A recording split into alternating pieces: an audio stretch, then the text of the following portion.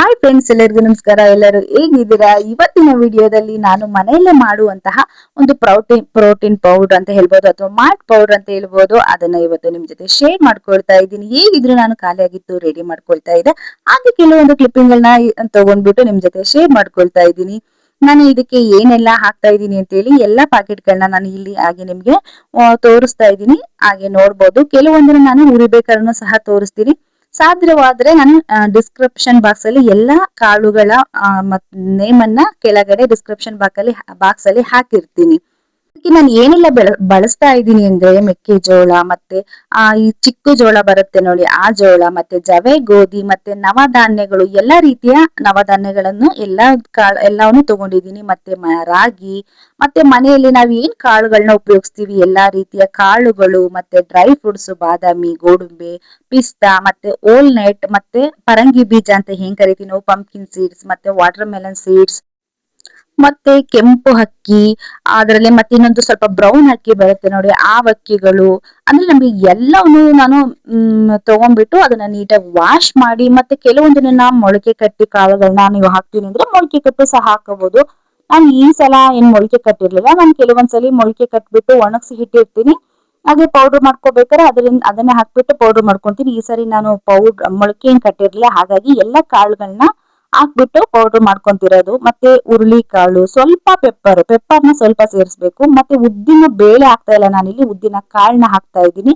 Next ಮತ್ತೆ ಎಲ್ಲಾ ನವಧಾನ್ಯಗಳನ್ನ ಒಂದು ನೈಟ್ ನೆನ್ಸಿಟ್ಬಿಟ್ಟು ನೀಟಾಗಿ ತೊಳೆದು ಒಣಗಿಸಿ ಇಟ್ಕೊಂಡಿದೀನಿ. ಅದನ್ನ ಒಂದು 4 ಬೌಲ್ ಅಷ್ಟು ಹಾಕೊಳ್ತಾ ಇದ್ದೀನಿ. ನಾನು ಮಿಕ್ಕಿರೋದೆಲ್ಲ ಒಂದೊಂದು ಬೌಲ್ ಹಾಕೊಂತೀನಿ ಅಂತ ಹೇಳಿದ್, ಒಂದೊಂದು ಅರ್ಧ ಮುಕ್ಕಾಲ್ ಬೌಲ್ ಹಾಕೊಂತೀನಿ ಅಂತ ಹೇಳಿದ್ನಲ್ಲ, ಹಾಕ್ತೀನಿ.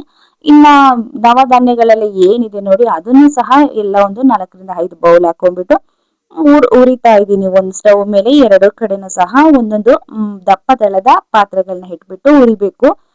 ಇವಾಗ ಒಂದೇ ಕಡೆ ನಾವು ನಿಂತು ಉರಿತೀವಿ ಅಂದ್ರೆ ನಮ್ಗೆ ಎಲ್ಲಾ ರೆಡಿ ಮಾಡ್ಕೊಳ್ಳೋದ್ರೊಳಗೆ ತುಂಬಾನೇ ಕಾಳುಗಳು ನೋವು ಬಂದ್ಬಿಡುತ್ತೆ. ಯಾಕೆಂದ್ರೆ ಸುಮಾರು ತರ ಕಾಳುಗಳಿದೆಯಲ್ಲ, ಎಲ್ಲಾನು ನಾವು ಆಮೇಲೆ ಇದನ್ನ ಹೈ ಫ್ಲೇಮ್ ಅಲ್ಲಿ ಉರಿಬಾರ್ದು, ಮೀಡಿಯಂ ಫ್ಲೇಮ್ ಅಲ್ಲೇ ಇಟ್ಟು ಉರಿಬೇಕು. ಇದನ್ನ ತುಂಬಾ ಸಿಹಿ ಈ ತರ ಎಲ್ಲ ಮಾಡಬಾರ್ದು. ಹಾಗಾಗಿ ನಿಧಾನವಾಗಿನೇ ಹುರಿದ್ಬಿಟ್ಟು ಈ ಕಡೆ ಒಂದು ಪಾತ್ರೆಯನ್ನ ಇಟ್ಟಿರಿ, ಒಂದು ಸ್ಟೀಲ್ ಪಾತ್ರೆ ಅಥವಾ ಒಂದು ಕಾಟನ್ ಬಟ್ಟೆಯನ್ನ ಹಾಸ್ಬಿಟ್ಟು ಅದ್ರ ಮೇಲೆ ಸಹ ನೀವು ಹಾಕ್ಬೋದು. ಅವಾಗ ಅದು ನೀಟಾಗಿ ಆರುತ್ತೆ.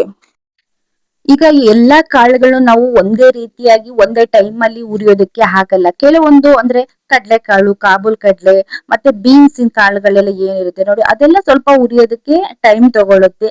ಅಲ್ಲ, ಮತ್ತೆ ರಾಗಿ ಅಥವಾ ಜೋಳ, ಈ ಸಿರಿಧಾನ್ಯಗಳೆಲ್ಲ ಬೇಗನೆ ಫ್ರೈ ಆಗ್ಬಿಡುತ್ತೆ.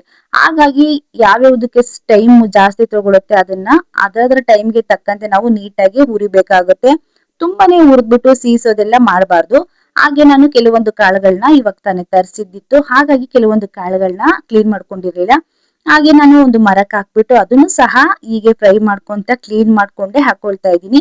ಇದು ಮಾಲ್ಟ ಪೌಡರ್ ಅನ್ನ ನಾವು ಮಾಡಿ ತುಂಬಾ ದಿನಗಳ ತನಕ ಸ್ಟೋರ್ ಮಾಡ್ಕೊಳೋದ್ರಿಂದ ಎಲ್ಲಾ ರೀತಿಯ ಕಾಳುಗಳನ್ನ ನೀಟಾಗಿ ನೀವು ವಾಶ್ ಮಾಡೋದಿದ್ರೆ ವಾಶ್ ಮಾಡಿ ನೀಟಾಗಿ ಒಣಗಿಸ್ಬಿಟ್ಟು ಸಹ ಹುರಿದ್ಬಿಟ್ಟು ಇದನ್ನ ಪೌಡರ್ ಮಾಡ್ಕೊಳ್ಳಿ. ಅಥವಾ ನೀಟಾಗಿ ಈ ರೀತಿ ಒಂದು ಮರದಲ್ಲಿ ಅಥವಾ ಪ್ಲೇಟ್ ಅಲ್ಲಿ ಹಾಕ್ಬಿಟ್ಟು ಕ್ಲೀನ್ ಮಾಡ್ಕೊಳ್ಳಿ. ಒಂದ್ಸರಿ ನೀಟಾಗಿ ಕ್ಲೀನ್ ಮಾಡ್ಬಿಟ್ಟು ಅದನ್ನ ಸ್ವಲ್ಪ ನಿಮ್ಗೆ ಏನಾದ್ರು ಎಕ್ಸ್ಟ್ರಾ ಇನ್ನು ಡಸ್ಟ್ ಇದೆ ಅಂದ್ರೆ ಒಂದು ಬಟ್ಟೆಯಲ್ಲಿ ಹಾಕ್ಬಿಟ್ಟು ನೀಟಾಗಿ ಒರೆಸ್ಬಿಡಿ.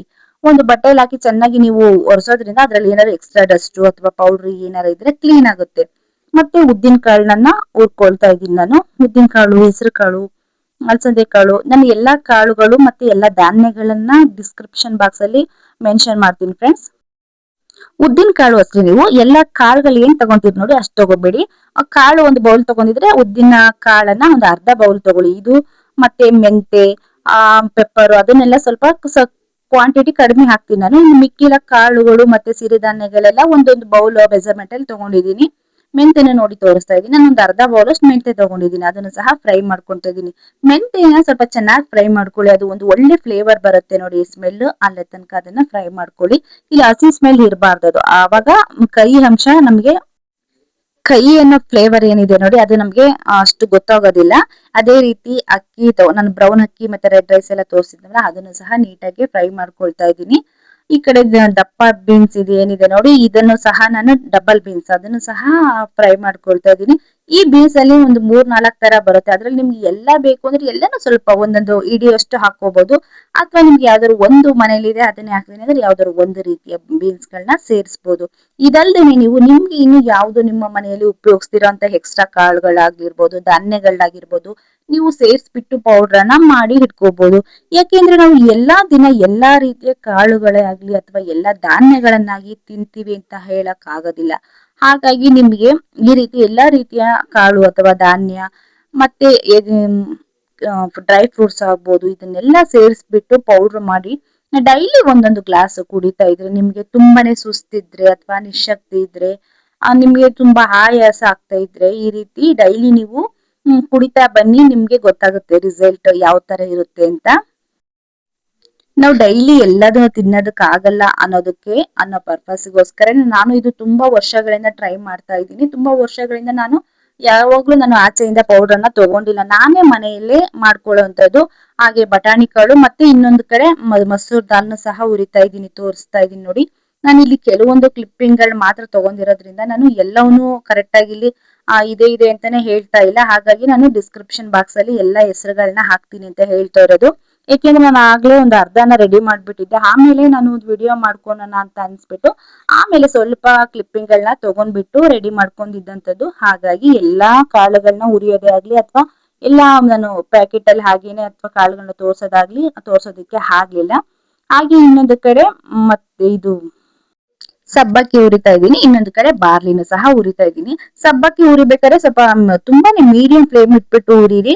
ಹಾಗೆ ನೀವು ಎಲ್ಲ ಸ್ವಲ್ಪ ಒಂದು 5-6 ತರ ಕಾಳುಗಳನ್ನ ಹುರಿದಿರ್ತೀರಿ ಈಗ ಒಂದು ಪಾತ್ರೆಯಲ್ಲಿ ಅನ್ಕೊಳ್ಳಿ. ಆವಾಗ ಒಂದು ಬಟ್ಟೆನ, ಕಾಟನ್ ಬಟ್ಟೆನ ತಗೊಂಡು ನೀಟಾಗಿ ಆ ಪಾತ್ರೆ ಅಥವಾ ಬಾಂಡ್ಲಿ ಏನ್ ಇಟ್ಟಿರ್ತೀರಲ್ಲ ಅದನ್ನ ಒಂದ್ಸಲಿ ಒರೆಸ್ಕೊಂಡ್ಬಿಡಿ. ಯಾಕೆಂದ್ರೆ ಮತ್ತೆ ಮತ್ತೆ ಹಿಂದೆನೆ ನಾವು ಮತ್ತೆ ಮತ್ತೆ ಕಾಳುಗಳನ್ನ ಹಾಕಿ ಉರಿತಾ ಇರೋದ್ರಿಂದ ಅದು ಹಾಗೆ ಸ್ವಲ್ಪ ಕಪ್ ಕಪ್ ಆಗುವಂತದ ಚಾನ್ಸಸ್ ಇರುತ್ತೆ. ಹಾಗಾಗಿ ನೀಟಾಗಿ ಒಂದ್ಸರಿ ಕ್ಲೀನ್ ಮಾಡ್ಕೊಂಡ್ಬಿಟ್ಟು ಉರಿತಾ ಇರಿ. ಹಾಗೆ ವಾಲ್ನಟ್ ತೋರಿಸ್ತಾ ಇದ್ದೀನಿ ನೋಡಿ, ವಾಲ್ನಟ್ ನನಗೆ ತೋರಿಸ್ತಾ ಇದ್ದೀನಲ್ಲ ಅದೇನು ಅಷ್ಟನ್ನು ಹಾಕೋದಿಲ್ಲ ನಾನು, ಅದ್ರಲ್ಲಿ ಒಂದು ಅರ್ಧ ಅಷ್ಟು ಹಾಕೊಳ್ತೀನಿ. ಹಾಗೆ ಮತ್ತೆ ಪಂಪ್ಕಿನ್ ಸೀಡ್ಸ್ ತೋರಿಸ್ತಾ ಇದೀನಿ ನೋಡಿ, ಇದನ್ನು ಅಷ್ಟೇ ನೀವೆಲ್ಲ ಒಂದು ಮೀಡಿಯಂ ಉರಿಯಲ್ಲೇನೆ ಉರಿಬೇಕಾಗುತ್ತೆ. ತುಂಬಾ ಜೋರಾಗಿ ಮಾಡಿ ಹುರ್ಕೋಬೇಡಿ, ಸೀಸ್ಕೋಬೇಡಿ, ಯಾವ ಕಾರಣಗಳನ್ನು ಸೀಸ್ಕೋಬೇಡಿ. ಅವಾಗ ಪೌಡರ್ ಟೇಸ್ಟ್ ಸಹ ಹಾಳಾಗೋದಿಲ್ಲ, ಚೆನ್ನಾಗಿರುತ್ತೆ. ನೀವು ಮನೇಲೆ ಬೇಕಿದ್ರೆ ಇದನ್ನ ಚಿಕ್ಕದೊಂದು ಜಾಮೂನ್ ಬೌಲ್ ಮೆಜರ್ಮೆಂಟ್ ಅಲ್ಲಿ ತಗೊಂಡು, ಇಲ್ಲ ಚಿಕ್ಕದೊಂದು ಟೀ ಕುಡಿಯೋ ಕಪ್ ಇರುತ್ತೆ ನೋಡಿ, ಅದೇ ಮೆಜರ್ಮೆಂಟ್ ಅಲ್ಲಿ ಎಲ್ಲಾ ರೀತಿಯ ನಿಮ್ಮ ಮನೆಯಲ್ಲಿ ಯಾವ ರೀತಿ ಕಾಳು ಧಾನ್ಯಗಳು ಏನಿರುತ್ತೆ ಅದನ್ನ ಒಂದ್ಸರಿ ಟ್ರೈ ಮಾಡಿ. ನಿಮ್ಗೆ ಅದು ಇಷ್ಟ ಆದ್ರೆ ಮತ್ತೆ ನೀವು ನೆಕ್ಸ್ಟ್ ಸ್ವಲ್ಪ ಜಾಸ್ತಿ ಕ್ವಾಂಟಿಟಿಯಲ್ಲಿ ಮಾಡ್ಕೋಬಹುದು. ಹಾಗೆ ಜೀರಿಗೆನು ಸಹ ಹಾಕೊಂಡಿದ್ದೀನಿ. ಜೀರಿಗೆನ ನಾನು ಸ್ವಲ್ಪ ಒಂದು ಬೌಲ್ ಪೂರ್ತಿನೇ ಹಾಕೊಳ್ತಾ ಇದ್ದೀನಿ. ಜೀರಿಗೆ ಮತ್ತೆ ಜೀರ್ಣ ಇವಾಗೆಲ್ಲ ಈ ರೀತಿ ಕಾಳುಗಳು ಧಾನ್ಯಗಳು ನಾವು ಎಲ್ಲ ಹಾಕಿರೋದ್ರಿಂದ ಬೇಗ ಜೀರ್ಣ ಆಗೋದಕ್ಕೂ ನಮ್ಗೆ ಜೀರಿಗೆ ಸಹಾಯ ಮಾಡುತ್ತೆ. ಹಾಗಾಗಿ ಜೀರಿಗೆನು ಸಹ ನಮ್ಮ ಹೆಲ್ತ್ಗೂ ತುಂಬಾನೇ ಒಳ್ಳೇದಲ್ವಾ, ಹಾಗಾಗಿ ಜೀರಿಗೆನು ಸಹ ಸೇರಿಸ್ಕೊಳ್ತಾ ಇದ್ದೀನಿ. ಮತ್ತೆ ಬಾದಾಮು, ಅದೇ ರೀತಿ ವಾಟರ್ ಮೆಲನ್ ಸೀಡ್ಸ್ ಇದನ್ನು ಸಹ ಫ್ರೈ ಮಾಡ್ಕೊಳ್ತಾ ಇದ್ದೀನಿ. ಮತ್ತೆ ಇದಕ್ಕೆ ನಾನು ಸೂರ್ಯಕಾಂತಿ ಬೀಜನ ಸಹ ಸೇರಿಸ್ಕೊಳ್ತಾ ಇದ್ದೀನಿ. ಇದೆಲ್ಲ ನಿಮ್ಗೆ ಈಸಿಯಾಗಿ ಎಲ್ಲ ಒಂದೇ ಹತ್ರ ಸಿಗ್ಬೇಕಪ್ಪ ಅಂದ್ರೆ ಡಿಮಾರ್ಟ್ ಅಲ್ಲಿ ಸಿಕ್ಬಿಡುತ್ತೆ ನಿಮ್ಗೆ. ಸಿರಿಧಾನ್ಯಗಳಾಗ್ಲಿ, ಈ ತರ ಡ್ರೈ ಫ್ರೂಟ್ಸ್ ಆಗ್ಲಿ, ವಾಲ್ನಟ್ ಆಗ್ಲಿ, ಮತ್ತೆ pumpkin seeds, water melon seeds, ಈ ತರ ಎಲ್ಲ ಒಂದೇ ಹತ್ರ ಸಿಗ್ಬೇಕು ಅಂದ್ರೆ ಡಿಮಾರ್ಟ್ ಅಲ್ಲಿ ಸಿಗುತ್ತೆ. ಅಥವಾ ಕೆಲವೊಂದು ದೊಡ್ಡ ದೊಡ್ಡ ರೇಷನ್ ಅಂಗಡಿಗಳಲ್ಲಿ ಎಲ್ಲಾ ರೀತಿಯ ಧಾನ್ಯಗಳು ಎಲ್ಲದೂ ಸಹ ಸಿಗುತ್ತೆ. ಹಾಗೆ ಪೆಪ್ಪರ್ ಮತ್ತೆ ವಾಲ್ನಟ್ ಅನ್ನು ಸಹ ಹುರ್ಕೊಳ್ತಾ ಇದ್ದೀನಿ. ನಾನು ಇದನ್ನೆಲ್ಲ ಹುರಿದು ರೆಡಿ ಮಾಡ್ಕೊಳ್ತಾ ಇದ್ದೀನಿ ಫ್ರೆಂಡ್ಸ್. ಅದಕ್ಕಿಂತ ಮೊದಲೇ ನಾನು ಏನ್ ಮಾಡಿರ್ತೀನಿ ಅಂದ್ರೆ ರಾಗಿ ನಾನು ಯಾವಾಗ್ಲೂ ಮನೆಯಲ್ಲೇ ತೊಳೆದು ರೆಡಿ ಮಾಡಿ ಇಟ್ಕೊಂಡಿರ್ತೀನಿ. ನಾನು ಮುದ್ದೆಗೆ ಅಂತ ರಾಗಿ ರೆಡಿ ಮಾಡಿ ಇಟ್ಟಿರ್ತೀನಲ್ವಾ, ಅದನ್ನ ಕ್ಲೀನ್ ಮಾಡ್ಬಿಟ್ಟು ಇದಕ್ಕೆ ಒಂದು 2-2.5 kg ಅಷ್ಟು ಸೇರಿಸ್ತಾ ಇದ್ದೀನಿ. ಯಾಕೆಂದ್ರೆ ನಾನು ಇಲ್ಲಿ ಮಾಡ್ತಾ ಇರೋದು ಸ್ವಲ್ಪ ಜಾಸ್ತಿ ಕ್ವಾಂಟಿಟಿಯಲ್ಲಿ, ಹಾಗಾಗಿ ನಾನು ಒಂದು 2.5 kg ಅಷ್ಟು ರಾಗಿಯನ್ನ ಸೇರಿಸ್ತಾ ಇದ್ದೀನಿ. ಆ ರಾಗಿಗೆ ನಾನು ಸ್ವಲ್ಪ ಸೋಂಪಿನ ಕಾಳನ್ನ ಹಾಕ್ತಾ ಇದ್ದೀನಿ. ಸೋಂಪಿನ ಕಾಳು ಒಂದು ಫ್ಲೇವರ್ ಸಹ ಚೆನ್ನಾಗಿರುತ್ತೆ, ಮತ್ತೆ ನಮ್ಮ ಜೀರ್ಣ ಶಕ್ತಿಗೂ ಅದು ತುಂಬಾನೇ ಒಳ್ಳೇದು. ಹಾಗಾಗಿ ಒಂದು ಇಡಿಯಷ್ಟು ಸೋಂಪಿನ ಕಾಳು ಹಾಕ್ತಾ ಇದ್ದೀನಿ. ಮತ್ತೆ ಒಂದು ಸ್ವಲ್ಪ ಓಂ ಕಾಳನ್ನ ಸೇರಿಸ್ತಾ ಇದ್ದೀನಿ. ಇದನ್ನ ನಾನು ಹುರಿತಾ ಇಲ್ಲ, ಈಗ ಕಾಳೆಲ್ಲ ಹುರಿದು ಏನ್ ಬಿಸಿ ರೆಡಿ ಮಾಡಿಟ್ಟಿರ್ತೀನಿ ನೋಡಿ ಅದ್ರೊಳಗೆ ಹಾಕ್ಬಿಟ್ಟು ಮಿಕ್ಸ್ ಮಾಡ್ಕೊಳ್ತಾ ಇದ್ದೀನಿ. ಒಂದು ಅರ್ಧ ಇಡಿಯಷ್ಟು ಓಂ ಕಾಳನ್ನ ಸೇರಿಸ್ಬಿಟ್ಟು ಇದನ್ನ ಚೆನ್ನಾಗಿ ಮಿಕ್ಸ್ ಮಾಡ್ಬೇಕು. ಅದು ಒಂದು ಎಲ್ಲಾ ಕಾಳುಗಳು ಎಲ್ಲಾ ಕಡೆ ಸ್ಪ್ರೆಡ್ ಆಗ್ಬೇಕು. ಆ ರೀತಿ ನೀಟಾಗಿ ಮಿಕ್ಸ್ ಮಾಡೋದ್ರಿಂದ ನಿಮ್ಗೆ ಪೌಡರ್ ಹಾಕ್ಸಿದಾಗ ಅದು ಎಲ್ಲಾ ಕಾಳುಗಳು ಒಂದ್ ಹತ್ರನೇ ಯಾವ್ದೂನು ಪೌಡರ್ ಆಗಿ ಇರೋದಿಲ್ಲ. ನೀಟಾಗಿ ಮೇಲಿಂದ ಕೆಳಗಡೆ ನೀಟಾಗಿ ಮಿಕ್ಸ್ ಮಾಡಿಕೋಬೇಕು.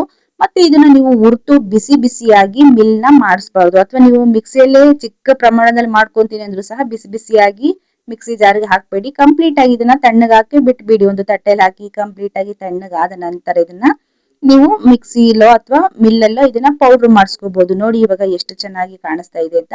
ಮಿಕ್ಸ್ ಮನೆಯಲ್ಲಿರುವ ಎಲ್ಲಾ ಕಾಳು ಧಾನ್ಯಗಳನ್ನ ಸೇರಿಸಿ ಮಾಡಿರುವಂತ ಒಂದು ಪ್ರೋಟೀನ್ ಪೌಡರ್ ಅಂತಾನೆ ಹೇಳ್ಬೋದು. ಇದನ್ನ ಮಿಲ್ ಮಾಡಿಸಿದ ನಂತರ ತೋರಿಸ್ತಾ ಇದ್ದೀನಿ ನಾನು. ಮಿಲ್ ಮಾಡಿಸಿದ ನಂತರ ಇದನ್ನ ನಾನು ಯಾವಾಗ್ಲೂ ಜರಡಿ ಹಿಡಿದು ಬಿಡ್ತೀನಿ.